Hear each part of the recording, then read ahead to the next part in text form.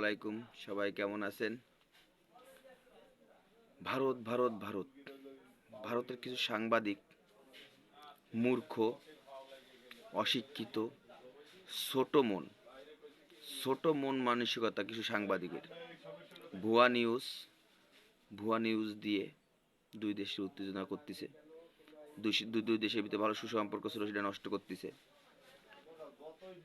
মোদি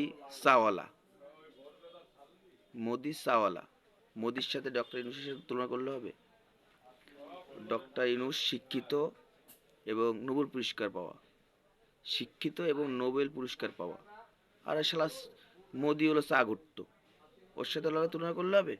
ভারতের সাংবাদিকরা ওর সাথে তুলনা করে। তারপরে এই মোদি ক্ষমতায় আসার পরে, এই চাওয়ালা ক্ষমতায় আসার পরই মুসলমানকে গলা টিপে ধরতেছে। গরু জবাই দেওয়া যাবে না, মুসলমানকে পুরনো মসজিদ ভারতের ভাঙ্গে দিয়ে বলতেছে 100 বছর আগের জায়গায় মন্দির ছিল, ওর মার ওর মার মন্দির ছিল। মুসলমানকে মসজিদগুলো ভেঙে দিচ্ছে। আর একটা আছে টেকো যোগী বোল্ডেজার যোগী। এই টেকো যোগী বিগত বছর ধরে মুসলমানকে যে জায়গায় মসজিদ আছে, এই মোদির কথা মতন এই টেকো যোগী সেসব মসজিদ ভাঙে আর বলে 100 বছর আগে ওকে মন্দির ছিল, ওকে মার মন্দির ছিল। আবার একটা আছে শুভেন্দু অধিকারী, ম্যাড পাগল, শালা বড় পাগল, অশিক্ষিত মূর্খ একটা, যার কোনো পরিচয় নেই। শালা এক জায়গায় একটা এমএলএ হয়ে সে লড়াই বেড়াচ্ছে আর মিথ্যা কথা বলে বেড়াচ্ছে। ওরে ভোট দিছে কেন শালা? ভারতের লোক তো খুব সচেতন। ওর মতন পাগলে কেউ ভোট দেয়? একটি করে একটা ভোট দিয়ে জিতায়। তো ছোট মনে মানুষে ভোট দেওয়া উচিত না বা জিতানো উচিত না। আর এই চাওয়ালা মোদি, ওই চেয়ারে বিগত পিছনে যদি যান, কেউ না কেউ বসেছিল। তার আগেও কেউ না কেউ ওই চেয়ারে বসেছিল। এখন বসেছে মোদি।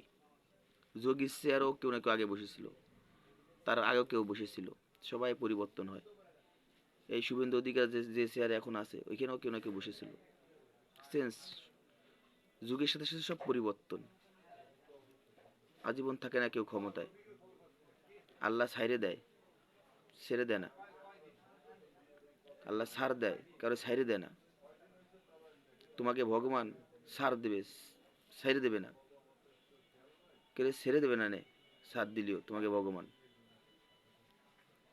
তো সবারই একটা, দুই দেশের ভিতরে সম্পর্ক ভালো ছিল, নষ্ট করতেছে ইন্ডিয়ান কিছু সাংবাদিক, চোরা সাংবাদিক, ছোট মনের সাংবাদিক। আর হলো এই যোগী, তারপরে মোদি, চাওয়ালা মোদি, টেকো যোগী, শুভেন্দু অধিকারী, এরকম কিছু অশিক্ষিত মূর্খ মানুষ, এরাই ক্ষতিপূরণ করতেছে। শেখ হাসিনা পলাই গেছে, ওকে বাড়ি ইন্ডিয়া, শেখ হাসিনার পৈতৃক বাড়ি, চলে গেছে ইন্ডিয়ায়।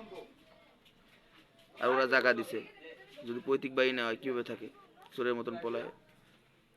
পৈতৃক বাড়ি বিধায় তো বসে থাকতে পারে, এক দেশ থেকে আর এক দেশে আশ্রয় দেয়। সবাই ভালো থাকবেন।